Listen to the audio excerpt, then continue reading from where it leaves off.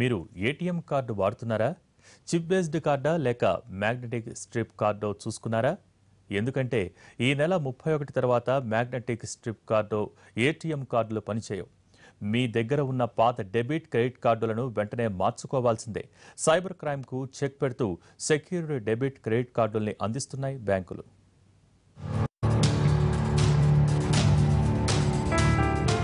ATM credit కార్డులని clone చేసి మోసాలు చేస్తున్నారు కొందరు కేటుగాళ్లు. అటువంటి మోసాలకు చెక్ పెట్టడానికి చిప్ బేస్డ్ కార్డుల్ని జారీ చేయాలని బ్యాంకుల్ని ఆదేశించింది రిజర్వ్ బ్యాంక్ ఆఫ్ ఇండియా. అంతే, మ్యాగ్నెటిక్ స్ట్రిప్ కార్డుల వినియోగానికి డెడ్ లైన్ విధించింది. దీంతో వెంటనే కార్డుల్ని మార్చుకోవాలని వినియోగదారుల్ని కోరుతున్నాయి బ్యాంకులు.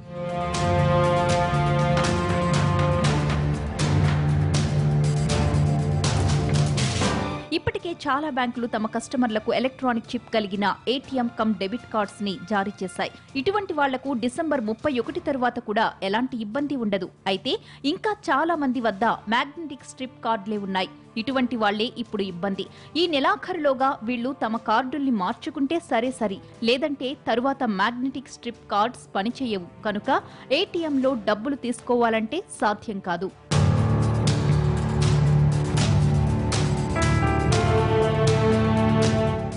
మీ దగ్గర ఉన్నది మ్యాగ్నెటిక్ స్ట్రిప్ కార్డా లేక చిప్ బేస్డ్ కార్డా అన్నదేగా మీ సందేహం. మీ కార్డు ముందు భాగంలో గోల్డ్ కలర్ లో సిమ్ కార్డును పోలిన చిన్న ఎలక్ట్రానిక్ చిప్ ఉంటే మీది చిప్ బేస్డ్ కార్డ్. అంటే దాన్ని మార్చుకోవాల్సిన అవసరం లేదు. ఒకవేళ కార్డుపై అటువంటి చిప్ లేకపోతే మాత్రం వెంటనే సంబంధిత బ్యాంకుల్లో వాటిని రీప్లేస్ చేసుకోవాల్సిందే. మ్యాగ్నెటిక్ స్ట్రిప్ కార్డుల స్థానంలో చిప్ బేస్డ్ కార్డ్స్ ఇవ్వాలని రిజర్వ్ బ్యాంక్ ఆఫ్ ఇండియా 3 ఏళ్ల క్రితమే బ్యాంకుల్ని ఆదేశించింది.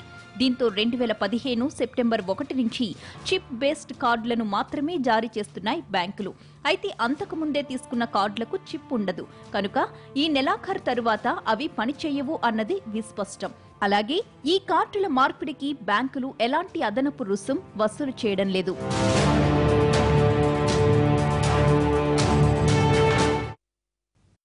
జమ్మూ కాశ్మీర్లో ఉగ్రవాద